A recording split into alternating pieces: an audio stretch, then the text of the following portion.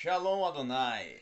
Nós estamos mais um momento juntos aqui no nosso canal, A Rota da Teologia, para dialogar pensamento moderno, pensamento religioso, pensamento cristão, dialogar dentro de uma perspectiva teológica equilibrada, demonstrando assim que o pentecostal também tem racionalismo, também tem perspectiva de uma cosmovisão teológica amplificada e que concebe um pensamento que transpõe os horizontes do evangelicalismo.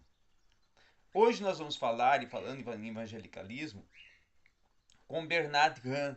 Vamos falar sobre Bernard Rahn e vamos falar sobre o tema o evangelicalismo, dialogando com o pensamento moderno. Um tema que nos traz questões relacionadas principalmente a alguns teólogos que são conservadores e aceitaram o desafio de Carl Henry. Carl Henry foi teólogo, foi filósofo, e ele propôs a retomada às discussões com a cultura secular, fazer esse diálogo, esse elo com a cultura secular. E esses teólogos conservadores que se juntaram ao desafio proposto pelo Carl Henry, eles se propõem dentro de uma bandeira, ou eles incorporam e defendem uma bandeira, a bandeira do evangelicalismo, e procuram articular as afirmações teológicas que permanecem sempre fiéis à Bíblia e à herança das tradições da Igreja, principalmente as que foram apresentadas pela Reforma Protestante. Em meio aos resultados do Iluminismo, quando ali a Reforma surge, nós estamos num período de Iluminismo, então em meio aos resultados do Iluminismo é que eles vão trabalhar com essas defesas e articulações propostas pela Reforma Protestante. Apesar desse propósito comum que eles possuem, que é um propósito muito amplo, né? Eles são teólogos evangélicos que se apresentam uma grande diversidade no que diz respeito aos métodos teológicos e também às visões de mundo, e até podemos ser mais amplos, as cosmovisões, né? Porque quando falamos visões de mundo, claro, estamos falando de cosmovisões. Então a diversidade dentro desse movimento evangélico, em geral, ela vai se tornar uma aparente atitude, tá? De uma relação da teologia moderna demonstrada por Bernard Rahn, quando ela é comparada, ela é feita essa comparação com o Carl Henry. E ao contrário, principalmente dessa postura que é normalmente muito cautelosa, ela vai ser uma postura que vai partir para uma rejeição dessas atuais tendências teológicas. Então, Bernard Rahn vai oferecer uma segunda abordagem ou uma reabordagem, porque ele vai apresentar àqueles que se voltaram para o pensamento moderno, como é um caso seu próprio específico, para os avanços científicos da nossa época.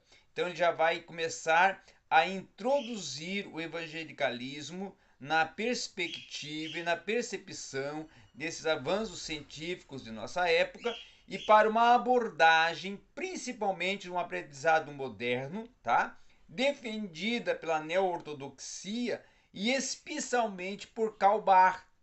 Tá? Então, ao invés de juntar-se aos seus colegas e censurar Barth, como uma epítome, né, de um novo modernismo, à medida que a sua carreira vai se desenvolvendo, Bernard Rahn vai estimar cada vez mais o teólogo suíço Karl Barth, e até que finalmente ele vai adotar o pensamento dialético, né, da dialogicidade de Karl Barth, tá? A teologia dialética, por este oferecer um paradigma, ou seja, por Karl Barth oferecer um paradigma para essa teologia evangélica de cunho pós-iluminista. Agora é algo muito importante também nós pensarmos e considerarmos que, porém, mesmo até que não foi dificuldade e pesar que Bernard Gans chegou a essa conclusão, tá? Do pós-iluminismo e do cientificismo em diálogo com o evangelicalismo, as suas raízes evangélicas, elas se conferiam a uma postura mais cautelosa, mais branda em relação à teologia, principalmente a proveniente da Europa. Então, nessa proposta, a sua visão é mais compreensiva de um aprendizado moderno e ela se torna um elo que vai permitir que Ram, ou Bernard Ram, vá além dos elementos limitados dentro de outros movimentos evangélicos, tá? E no final de sua carreira, ele vai propor um novo paradigma barthiano para uma teologia mais pós-fundamentalista. E também nós agora temos que pensar que a principal contribuição, então, que Bernard Ram vai ter para construir a sua teologia, ela vai se pautar em duas pessoas, ou duas mentes, ou dois mentores, que vai ser o Carl Henry e o Karl Barth. Tá? Então Bernard Ram vai dedicar-se muito a essa questão, principalmente da revelação escriturística e do diálogo do evangelicalismo com o cientificismo. Tá? E a partir de uma experiência de um diálogo com os dois teólogos, tanto Karl Henry como Karl Barth, é que ele vai trabalhar uma, vamos dizer assim, a partir de uma proposta de uma revitalização, de uma abordagem do evangelicalismo em diálogo com propostas e pensamentos mais pós-iluministas voltado para o cientificismo, tá? E algo que é muito importante é que ele, Bernard Ram, nós podemos dizer que ele vai propor ele vai tornar-se o teólogo com a característica ou a aferição do evangélico pacífico, tá? E, através dos seus ensinos, dos seus escritos, é que Ram vai fazer uma grande contribuição ao movimento evangélico a partir da capacidade dele de expressar a fé cristã e se relacionar com as questões de contemporaneidade, como a questão da integralidade intelectual, da competência, da percepção e concepção e dos pressupostos teológicos que norteiam o debate atual. Com muita frequência, os evangélicos, né, nesse aspecto, eles têm se visto como anti-intelectuais, desprovidos de uma perspectiva histórica ou incompreensivos em relação às lutas da comunidade científica. E é com essa proposta que Bernard Ram vem para desmistificar esses estereótipos, tá? E vir a inserir nas suas palestras, nos seus debates, nos seus escritos, essa dialogicidade com a comunidade científica, demonstrando assim uma não só uma capacidade de percepção e de dialogar e confrontar com a comunidade científica, mas também de uma teologia cristã pós-iluminista que foi a grande paixão e a grande exponência de Bernard Ram. Tá? Então Bernard Ram ele procura considerar com seriedade o iluminismo, demonstrando uma compreensão das mudanças radicais que essa época da história intelectual humana produz, e ao mesmo tempo ele vai reafirmar as doutrinas clássicas do cristianismo como um resultado, tá? E ele repetidamente vai pedir aos evangélicos que se lancem a uma construção positiva da verdade cristã e evite, ao mesmo tempo, esse obscurecimento. Então, ao abrir mão do conhecimento, a resistência ativa a esse progresso, especialmente na questão dos estudos bíblicos em diálogo com as ciências, é que Rand vai propor uma linha divisória entre o evangelicalismo e o fundamentalismo, aonde vai se encontrar justamente um ponto de equilíbrio. Então ele vai observar que o fundamentalismo ele vai procurar proteger-se do iluminismo, enquanto que o evangélico acredita que o iluminismo não vai poder ser desfeito. A tarefa principal ou pessoal de Bernard Rand vai ser demonstrar de que forma, de que maneira os cristãos podem ser considerados intelectualmente responsáveis diante desse iluminismo, tá? E para fazer as concessões características de uma teologia moderna e usar de uma fé cega ou de um hiperracionalismo fundamentalista, tá? Para conceber um diálogo que proponha um exemplo contínuo de uma voz de admoestação para os seus colegas, principalmente de academia, e dentro de algum empreendimento, tipo uma perspectiva que aborde uma abertura típica para uma teologia moderna em relação aos seus muitos e diversos colegas. É essa a grande proposta, é o grande viés dos pressupostos de Bernard Rand. Então ele está disposto a ser convencido, o Bernard Rand, pelas descobertas dos críticos bíblicos, tá? E também por ele se colocar numa posição, como ele sempre costumava dizer, que sempre que os críticos bíblicos parecem declarar algo que tenha um assentimento universal ou internacional, só resta o evangélico que declarar que concorda que está correto, que é o fundamento, que é o princípio, que é o pressuposto a ser seguido.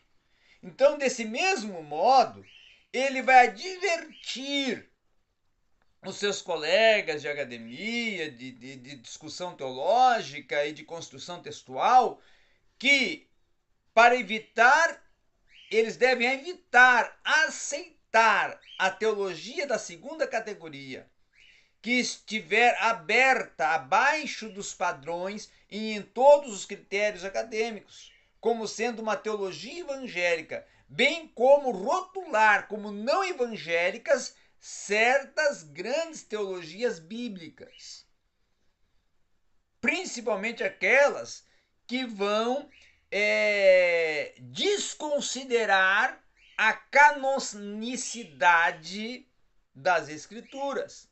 Então, nessa construção de uma teologia esclarecida, Rand não vai se voltar apenas para a Bíblia, mas também para uma grande teologia eclesiástica, uma herança de uma grande teologia eclesiástica, incluindo a questão da patrística, tá? E, sobretudo, também da própria reforma. Então, que é, na verdade, a continuidade de um legado iniciado por Abraham Kuyper, teólogo calvinista Abraham Kuyper, tá?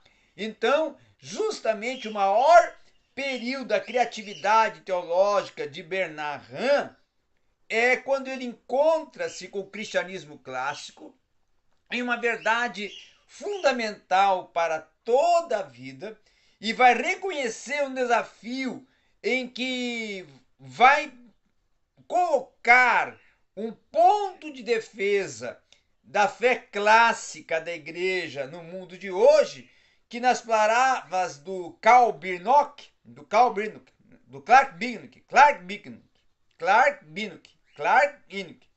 o dilema enfrentado por Rand seria qual?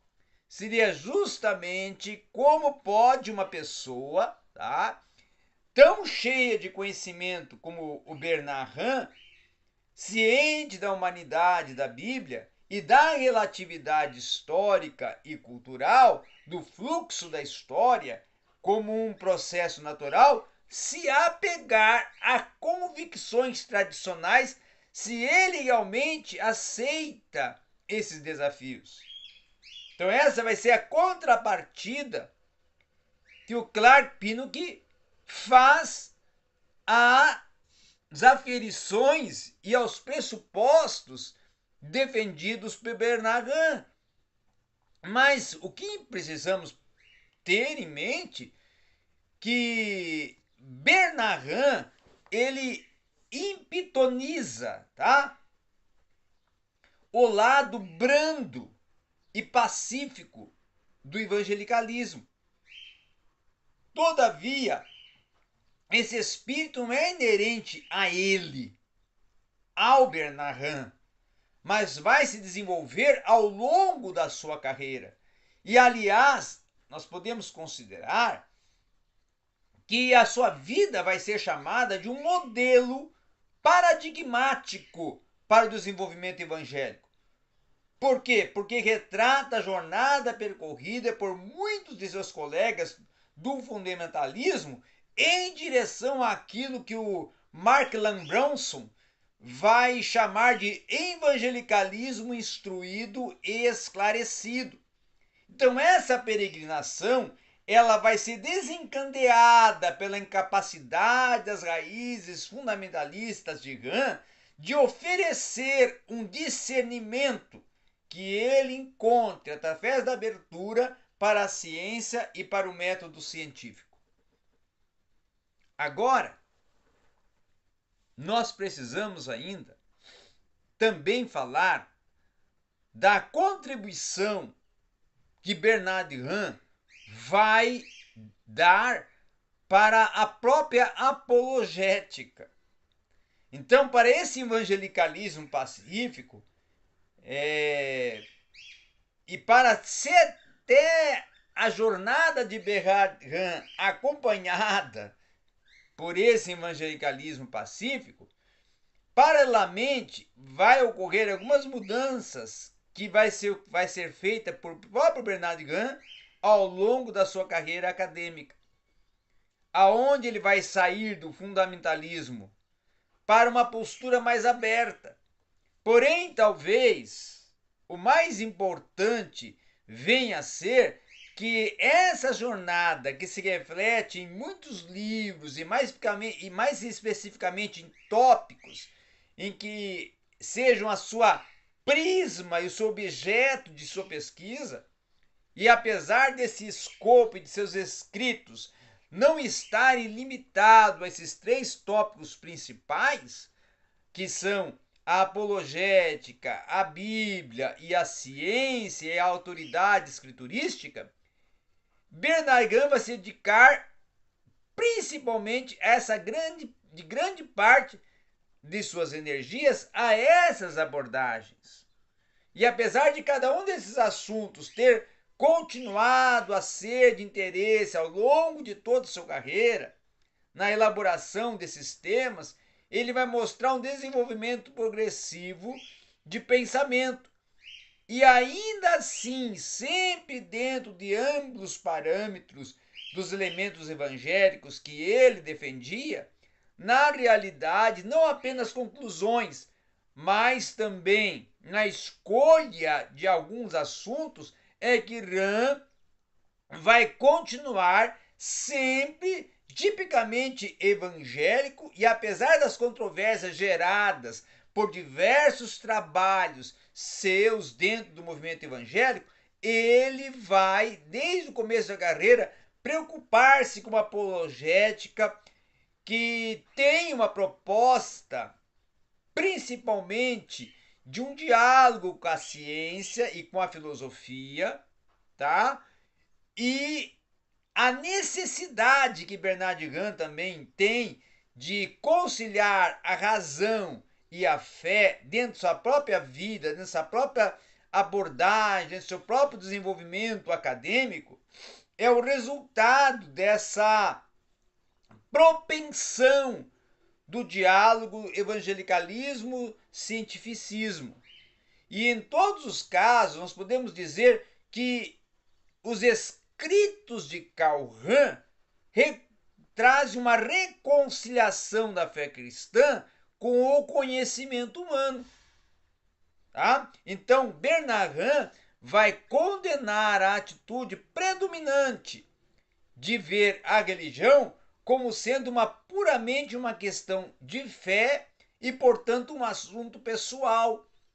Contra essa visão superficial, ele vai declarar ao Bernard Rahn que todas as disciplinas humanas, incluindo a religião, devem entrar em entendimento com a fé.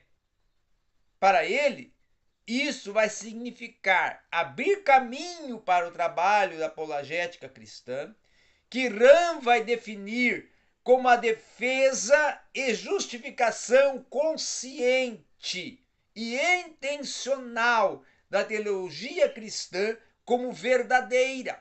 E ela vai interagir propositadamente com os critérios críticos da verdade, a fim de mostrar o que? Realidades as quais a fé cristã fala, e são de fato realidades essas verdadeiras, que trazem uma exponência e criam uma necessidade, uma preocupação com a filosofia, porque o apologista cristão é forçado a entrar no campo da filosofia e se desejar, tá? Encarar a questão da verdade com integridade autêntica, tanto de espírito quanto de metodologia. Então essa é a nossa abordagem, a nossa breve aula, a nossa breve reflexão sobre o contributo que o Bernard Rahn concede, o contributo que Bernard Rahn proporciona para o evangelicalismo dentro até da sua proposta do evangélico do evangélico pacífico, do diálogo fé-razão e do diálogo evangelicalismo e cientificismo. Era isso que nós tínhamos para hoje na sua teologia contemporânea.